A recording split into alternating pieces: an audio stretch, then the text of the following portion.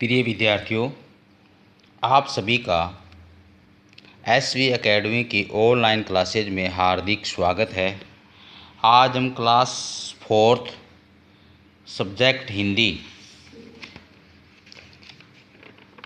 हिंदी प्रभा में lesson number 4 पाठ पर चर्चा करेंगे, जिस पाठ का नाम है डाकू बना संत। डाकू बना संत। जो डाकू था वो संत बन जाता है। इस पाठ को हम पढ़ेंगे। पिछली वीडियो में हमने लेसन 3 काश हम बड़े होते के क्वेश्चन आंसर किए थे। मैं आशा करता हूँ कि सभी बच्चों ने वो क्वेश्चन आंसर कंप्लीट कर लिए हैं। अगर किसी बच्चे ने किसी कारणवश वो क्वेश्चन आंसर नहीं किए हैं तो वो अपने क्वेश्चन आंसर पूर्ण कर लें, क्योंकि आज लेसन नंबर 4 करवा रहे हैं। इसलिए जो कार्य करवाया जाता है वो कार्य साथ साथ ही पूरा करें, तो जिससे कार्य आपके बहुत अधिक नहीं होगा, वरना कार्य बहुत अधिक हो जाने के कारण आप कार्य से में पीछे रह जाओगे। तो आज है लेसन नंबर 4 डाकू बना संत। पाठ के नाम से जो पहले डाकू होता है वो आदमी वो संत बन जाता है। इस पाठ के बारे में कहा गया, प्रस्तुत कहानी में डाकू अंगुलीमाल के हृदय परिवर्तन का वर्णन किया गया है। एक अंगुली नाम का व्यक्ति होता है डाकू, उसका हृदय परिवर्तन हो जाता है, वो इस पाठ में वर्णन किया गया है। तो आइए पाठ शुरू करते हैं बिना देरी किए। डाकू बना संत। एक बार महात्मा बुद्ध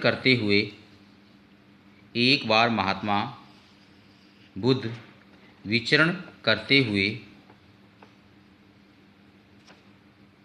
कौशल राज्य की राजधानी श्रावस्ती गए। विचरण होता है घूमते हुए। एक बार महात्मा बुद्ध घूमते यानी भ्रमण करते हुए कौशल राज्य की राजधानी श्रावती गए। कौशल के महाराज प्रसेनजित यानी कौशल के जो महाराज थे वो प्रसेनजित महात्मा बुद्ध के परम भक्त थे। यानी महात्मा बुद्ध के परम भक्त थे। महाराज ने महात्मा बुद्ध का बहुत आदर सत्कार किया,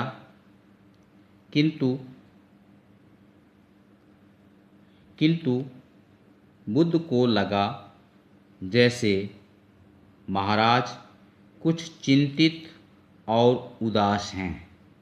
कि महाराज कुछ चिंतित और उदास हैं। कारण पूछने पर महाराज प्रसेनचित ने बताया कि कुछ दिनों से राज्य में एक भयंकर डाकू ने घोर आतंक मचा रखा है। यानी आतंक करता है भय की सनसनी, यानी भय मचा रखा है। उसके डर के मारे जो सनसनी फैली हुई है। अंगुलीमाल नाम का यह डाकू लोगों को लूटने के साथ साथ निर्दयतापूर्वक उनकी हत्या भी कर देता है। अंगुलीमाल का नाम का यह डाकू लोगों को लूटने के साथ साथ निर्दयतापूर्वक उनकी हत्या भी कर देता है। राजा ने बताया कि क्रूर मीन्स निर्दयी या कठोर या दयाहीन अंगुलीमाल का नाम कुछ और ही था, पर उसने प्रतिज्ञा की थी कि वह 1000 लोगों की हत्या करेगा। मारे गए लोगों की ठीक संख्या याद रखने के लिए उसने एक तरकीब निकाली। वह जिस किसी व्यक्ति की हत्या करता उसकी एक अंगुली काटकर अपनी माला में पिरो लेता था।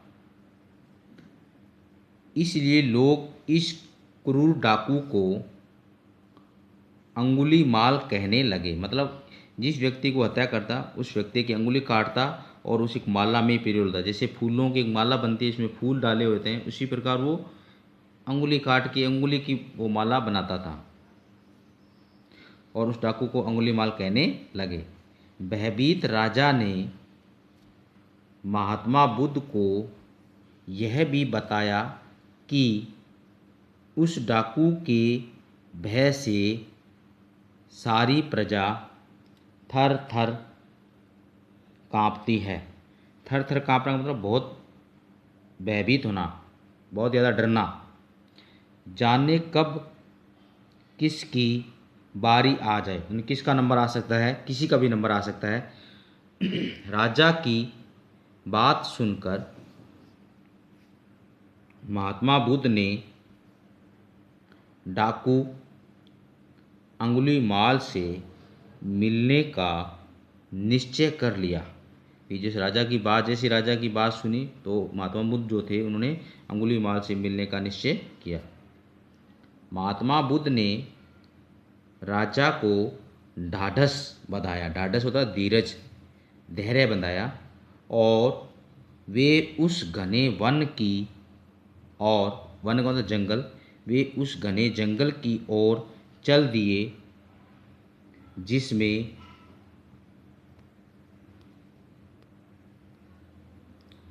अंगुलीमाल रहता था। महात्मा बुद्ध को सभी ने वन में यानी जंगल में जाने से मना किया था, पर उन्होंने हंसकर सबकी बात टाल दी। फिर उन्होंने सबकी बात टाल दी। वन घना होता जा रहा था। घना मित गहना यानी गहरा जिसको बोलते हैं, पेड़ पौधे अधिक होना, घना।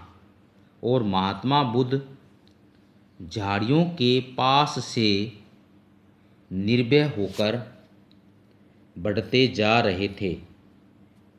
वन घना होता जा रहा था और महात्मा बुद्ध झाड़ियों के पास से निर्भय मतलब बिना डर के होकर बढ़ते जा रहे थे। सहसा में से अचानक किसी ने कर्कश यानी कठोर आवाज में कहा, ठहर जा, ठहर जा, कहाँ जा रहा है। महात्मा बुद्ध ऐसे चलते रहे मानो कुछ सुना ही नहीं। फिर जोर से आवाज आई, ठहर जा। महात्मा बुद्ध रुक गए। उन्होंने पीछे पलट कर देखा। एक भयंकर मतलब भयंकर डरावना डाकू खड़ा था। ऊंचा, लंबा और गठीला शरीर, मतलब लंबा ऊंचा भी था, लंबा था और तकड़ा शरीर, लंबे लंबे नाखून, काला रंग, तना हुआ चेहरा मतलब गुस्से से तना हुआ चेहरा और क्रोध से जलती हुई लाल लाल आंखें। मतलब उसके चेहरे पर क्रोध था और क्रोध के कारण उसकी आंखों में अंगारे बरस रहे थे। उसके हाथ में तेज कृपाण मतलब तलवार थी और गले में अंगुलियों की माला पड़ी हुई थी। और गले में जैसे वो व्यक्ति को मारता था उसकी अंगुली काटता और उसी माला के रूप में पिरोता और अपने गले में धारण कर लेता था। और वह बहुत डरावना लग रहा था, मतलब बहुत भयानक लग रहा था। महात्मा बुद्ध को समझते देर न लगी कि वह दैत्य मीन्स दानव या राक्षस जैसा व्यक्ति डाकू अंगुलीमाल ही है। मतलब जैसे महात्मा बुद्ध ने उसको देखा, उसकी शरीर को देखा और उसके गले में वो अंगुली के माला देखा और हाथ में तलवार को देखते हुए समझ गया कि यह अंगुलीमाल ही है। महात्मा बुद्ध ने अपनी शांत दृष्टि मतलब नज़र से उस पर डाली। उनके होठों पर शांत मधुर मुस्कान और उनके होठों पर मतलब होठ पर शांत मधुर यानी मीठी मुस्कान फैली हुई थी। मतलब महात्मा बुद्ध के उन्होंने उसकी परवाह नहीं की और आगे बढ़ने लगे। अंगुलीमाल गर्जा, मैं कहता हूँ ठहर जा। ये अंगुलीमाल ने फिर कहा। महात्मा बुद्ध ने अत्यंत मधुर वाणी में कहा, मैं तो ठहर गया, पर तू कब ठहरेगा? कि तू कब ठहरेगा? कि मैं तो रुक जाऊंगा, लेकिन तू कब रुकेगा? अंगुलीमाल चकित रह गया, मतलब आश्चर्यचकित रह गया। आज तक उसने ऐसा कोई व्यक्ति नहीं देखा था कि उसके सामने खड़ा होकर शांत भाव से मुस्कुराने का साहस कर सके। उसे देखते ही बड़े बड़े साहसी लोगों की घिघी बंद जाती है। घिघी में बहुत वो डर जाते थे। अंगुलीमाल बोला, हे सन्यासी, क्या तुम्हें डर नहीं लग रहा है? हे सन्यासी, क्या तुम्हें डर नहीं लग रहा है? देखो, मैंने कितने लोगों को मारकर उनकी अंगुलियों की माला पहनी है। देखो, मैंने कितने लोगों को मारकर उनकी अंगुलियों की माला पहनी है। महात्मा बुद्ध बोले, तुझसे क्या डरना? यानी उस डाकू से बोले, तुझसे क्या डरना? हमें उससे डरना चाहिए जो सचमुच ताकतवर है, जो वास्तव में ताकतवर, हमें उससे डरना चाहिए। अंगुलीमाल अवाक रह गया। अवाक मीन्स आश्चर्यचकित रह गया, अचंभित रह गया, दंग रह गया।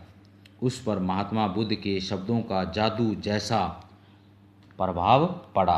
यानी जैसे महात्मा ने शब्द बोले, उसके ऊपर प्रभाव पड़ गया। तो प्रिय बच्चों, ये पाठ था डाकू बना संत। इस पाठ के हमने पृष्ठ संख्या 26 और 27 नंबर प्रश्न नंबर हमने पढ़ लिया है। नेक्स्ट वीडियो में हम इस पाठ को आगे के जो प्रश्न है उस पाठ को पढ़ेंगे। आज के लिए बच्चों इतना ही। धन्यवाद। जय हिंद, जय भारत।